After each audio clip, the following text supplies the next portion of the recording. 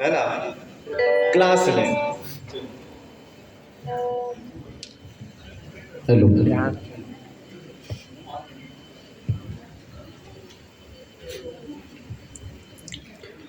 आप सब हमको यीशु से है और थोड़ा जोर से बोले यीशु से है। एक बार प्रेम से बोले जोर से यीशु से है। नाश्ता मिला है? अभी वो लोग 3 जन नहीं आ रहे थे ना, वो लोग नहीं आ रहे थे 3 जन। हम लोग क्लास को शुरू करें। एक व्यक्ति क्या देख रहा है कि रेल में सफर कर रहा है। किसमें? रेल में सफर।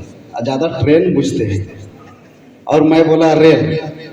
रेल और ट्रेन दोनों जो है सो इंग्लिश वर्ड है, लेकिन हिंदी वर्ड क्या है? हिंदी वर्ड क्या है? हाँ, छोक छोक गाड़ी। रेल भी इंग्लिश शब्द है और ट्रेन भी इंग्लिश शब्द है, लेकिन उसका हिंदी शब्द है लौपथगामी। लोहा के पथ में चलने वाला को लौपथगामी। तो उसी ट्रेन में एक व्यक्ति वो सवार कर रहा था, यात्रा कर रहा था। टिटियाही आया और बोला जो हाफ पहने हैं उससे हाफ पैसा लिया जाएगा और जो फुल पहने हैं उससे फुल पैसा लिया जाएगा। भाड़ा की बात है। तो एक व्यक्ति आशीष जैसा बहुत चालाक था।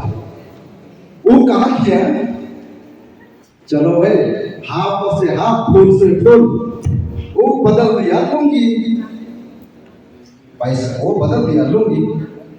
अब टिटियाही हाफ वाला से हाफ पैसा, फुल वाला से फुल पैसा। तो उसके पास गया तो कह रहा है मैं तो हाफ भी नहीं पहना हूँ, फुल भी नहीं पहना, मैं तो लुंगी पहना हूँ। तो टिटियाही कहा बोलता है चाहे कुछ भी पहनो, मैं तो पैसा लूंगी नहीं कहता है। और लेडीज मैं तो पैसा लूंगी कहता है। आपको क्लास में शामिल होना है तो भाई पीछे बैठना किया, चाहे कुछ भी पहने, लाइन में तो बैठना जरूरी है। हालेलुया। आइए हम लोग परमेश्वर की महिमा करें और परमेश्वर की भजन गाएं। मेरा विषय बता दिया है, कौन विषय है? आशीष। तो उसी तरह से गीत गाएंगे ना। अपन अपन जीवन में मजा रखे, संगे संगे जीवन में खुशी रहे। प्रभु यीशु हमारे के कई देव होते सबके चले। तो पादरी प्रचार में थोड़ा कष्ट देते हैं, तो ले इस टाइम में चले सब खड़े हो जाएंगे। ज्यादा नहीं, समय कम है, एक आध पद हम लोग कहेंगे। Ready 1 2 3 ready. आया अपन जिए मैं मजा लगे, संगे संगे जिए मैं खुशी आए। बताया अपन जिए मैं मजा लगे, संगे संगे जिए मैं खुशी आए। ला प्रभु यीशु हमारे के गाय देवते, हमारे के बंधे देवते। प्रभु यीशु हमारे के गाय देवते, हमारे के बंधे देवते। अपन जिए मैं मजा लगे, संगे संगे जिए मैं खुशी आए। अपन जिए मैं मजा लगे, संगे संगे जिए मैं खुशी आए। यीशु बाबा हमारे के गाय देवते, हमारे के बंधे देवते। यीशु बाबा हमारे के गाय देवते, हमारे के बंधे देवते।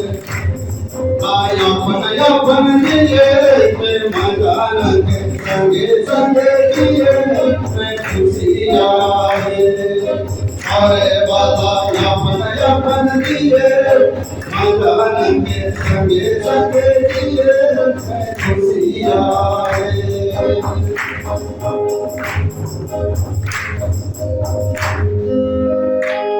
आइए प्रार्थना की मुद्रा में हम लोग आ जाए और परमेश्वर से हम लोग बातचीत करें कि प्रभु हम सबों को स्थिर आत्मा, सुनने की क्षमता और मन में रखने की सामर्थ्य प्रदान करे। जिसे परमेश्वर ने जोड़ा है उसे मनुष्य अलग ना करे। करुणा में दयालु ईश्वर धन्यवाद के साथ तेरे निकट आते हैं कि पिता परमेश्वर इस विश्रामवार के दिन में तेरी आराधना, स्तुति और महिमा सुबह से अब तक करते आए।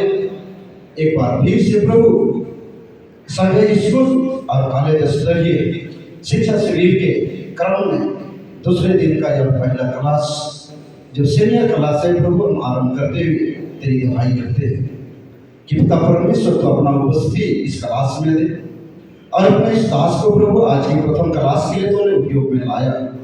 इस दास को प्रभु तू इस्तेमाल कर रहा है प्रभु। अपने इस दास में प्रभु अपने ज्ञान और समझ और सामर्थ्य को डाल कि पिता परमेश्वर सचमुच में उस विवाह के विषय में प्रभु हम बातचीत करने के लिए पाए जो मसीही विवाह है और दयालु पिता परमेश्वर उस विवाह में जीवन की आशीष है कि प्रभु इस विषय को लोग जाने और अपने जीवन में विवाह की बात हो। हे दयालु पिता परमेश्वर, जब ऐसा समय आएगा हे प्रभु उससे विच्छेद ना होने के लिए पाए। सारा आदर मान तुझे देते हुए पिता, हर एक को आशीष देते हुए विनती यीशु मसीह के नाम से लाते हैं। सुन और दया से स्वर्ग के राज्य को ग्रहण कर। आमीन। सब लोग बैठ जाएंगे।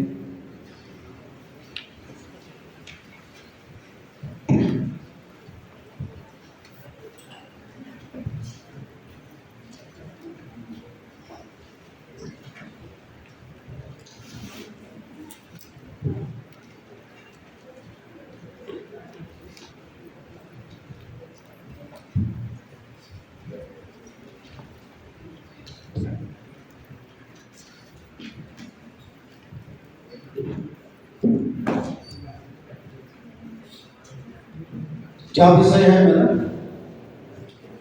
और एक बार बोलिए। विवाहित जीवन एवं आशीष। यह वचन पवित्र धर्मशास्त्र की 66 किताब में से किस किताब में वर्णित है? बोलिए। इब्रानी 13 उसका 4 खोल के पढ़िए। क्या है?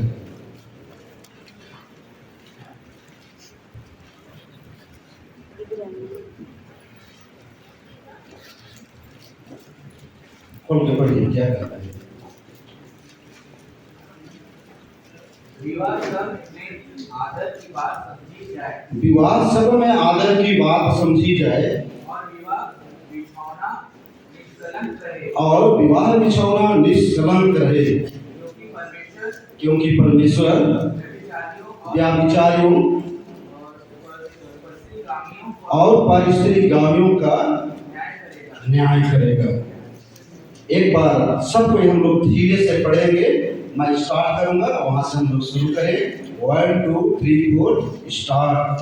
विवाह सब की आदर की बात समझी जाए और विवाह बिछौना निष्कलंक रहे क्योंकि परमेश्वर व्यभिचारियों और परस्त्रीगामियों का न्याय करेगा।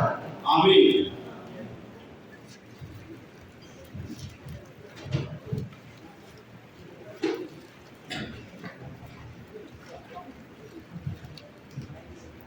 यह बहुत मुश्किल विषय है। जो विवाह होते हैं उसको तो हम लोग पढ़ा देते हैं और लेकिन जो विवाह नहीं हुए हैं उन लोगों को पढ़ाना थोड़ा कठिन है कि नहीं?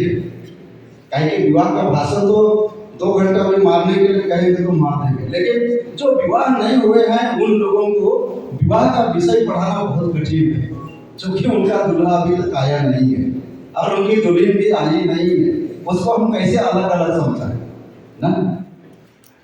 इसलिए विवाह एक ऐसा सब्जेक्ट है ना, जो विवाह करे वो भी पछता है और जो विवाह ना करे वो भी पछता है। ऐसा विषय है ना। बहुत सारे लोग हाथ खड़ा नहीं किए ना।